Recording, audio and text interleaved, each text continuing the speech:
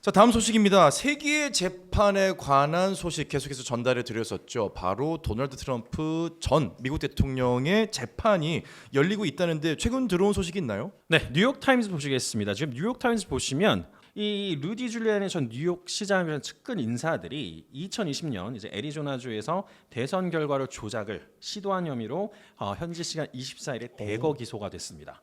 선거 조작이요? 이게 어마어마한 거예요. 트럼프 전 대통령은 사실 기소는 피했어요. 근데 거기에 범죄 공모자로는 공소장이 적시가 돼 있습니다. 사실 줄리아나 전 시장 같은 경우는 지난해 8월에 또 조지아주에서 대선 결과가 엎어진 이 뒤집기 혐의로도 트럼프 전 대통령과 함께 기소가 되어 있는 상태죠. 하하. 그래서 이게 참 웃긴 게 이거 올라왔을 때 미국 내 신문들이 대부분 다 올라왔었거든요. 네. CNN, 뭐 뉴욕 타임스, 워싱턴 포스트 네. 비롯해서 뭐 가디언이니 로이터 이런 데서도 다 얘기가 나왔었는데 팍스 뉴스는 아, 폭스뉴스. 굉장히 친트럼프 성향이잖아요. 네, 기조가 강하죠. 안 나와 있었어요.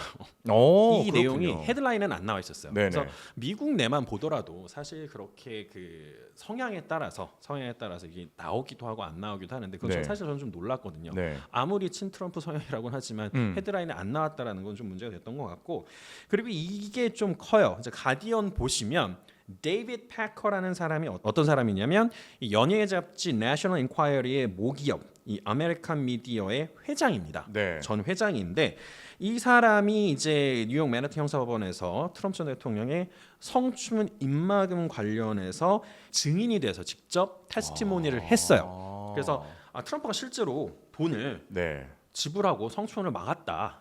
아하. 이런 이야기를 한 겁니다. 야, 이 점점점 증언들이 나오면서 트럼프는 좀 위기에 몰리는 모양새이네요. 수세에 몰리는 거죠. 이게 네. 사실 어떤 내용이냐면 2016년 10월에 대선을 앞두고 이제 뭐 여러 배우들과 성추문 스캔들이 있었잖아요. 네. 그래서 이제 개인 변호사였던 마이클 코언을 통해서 13만 달러 하나 약 1억 7천만 원 정도를 건네고 네. 얘기하지 마라. 이거를 얘네들이 뭐라 그러냐면 캐치 앤 킬이라 그래요. 이 캐치 앤 킬이 뭐냐면 굉장히 본인한테 불리할 수 있는 선거에서 불리할 수 있는 정보들이 있을 거잖아요. 네. 그러면 그 정보를 자기가 삽니다. 어. 그 정보를 사서 대중에게 알려드리지 않게 입막음을 하는 거죠. 아. 그래서 이런 캐치 앤 킬이 어떤 거였냐면 예전에 이제 그 플레이보이 출신의 캐런 맥두걸하고 네네네. 그다음에 이제 트럼프 전 대통령이 한때 불륜 관계였었다. 추문이 했을 있었죠. 때, 그렇죠. 네. 그때 이제 내셔널 인콰이어가 타블로이드지인데 여기서 맥두걸에게 15만 달러를 지급하고 독점 보도 권리를 샀어요. 네. 이게 독점 보도를 갖고 있다라는 거는 다른 언론사에서 가질 수가 없다는 얘기가 됩니다. 그렇죠. 그렇죠?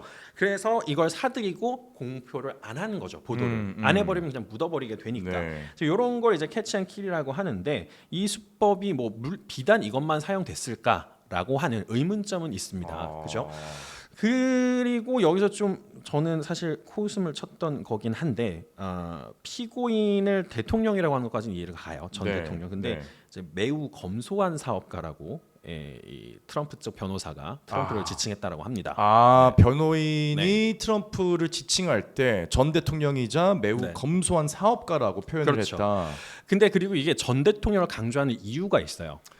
왜냐하면 이제 그렇죠. 위압감이죠. 그래서 위압감도 있고 이뮤니티, 그러니까 네. 즉 그 면책권 있잖아요. 네. 전 대통령이란 걸 강조를 해야 트럼프가 지금 계속 밀고 있는 나 이거 면책권이 있는 사람이다라는 거를 계속 부각시킬 수가 있기 때문에 네. 그래서 언론 플레이도 하는 겁니다. 참 범죄 사항이 있을 때 어떤 특정한 직책을 맡아서 네. 그 위치를 그런 범죄를 좀 빠져나가려고 하는 모양새인가 하는 뭐 분석들이 좀 있는데 네. 어쨌거나 법의 테두리 안에서 좋든 나쁘든 아주 합당한 결과가 나오지 않을까 예상이 됩니다. 자, 현재 미국이 트럼프 때문에 시끌시끌하다면 유럽에서는 스페인 총리 때문에 시끌시끌하다는 소식이 있습니다. 이것도 역시 더 가디언 한번 보시면요. 스페니쉬 PM 그 스페인의 총리가 considers resigning 지금 현재 사임을 생각을 하고 있는 것 같다라는 얘기죠. Blaming political harassment of wife 그의 부인이 정치적인 타겟이 되었다라고 이야기를 하고 있습니다. 이게 어떤 내용이냐면 2022년까지 마드리드에 있는 이 IE 경영대학원 소속의 이제 아프리카 연구센터 소장으로 있었어요. 이제 그 페드로 산체스 총리 부인이 네. 그랬는데 이제 그러면서 총리 부인이라는 점을 이용해서 에어 유로파 항공사와 이 회사 지주회사인 글로발리아로부터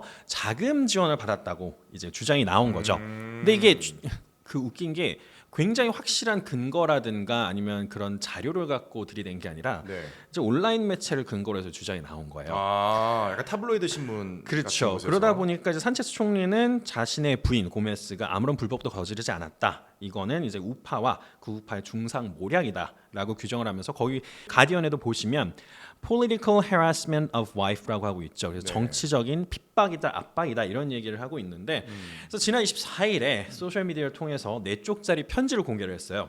난 잠깐 멈춰서 생각할 시간이 필요하다. 네. 이 모든 것이 가치가 있는지 자문해야 한다면서 이제 며칠 동안 공식적인 일정을 취소한다고 밝히면서 이야기가 나왔는데 사임할 가능성이 꽤 있어 보이긴 합니다. 사임할 가능성이요?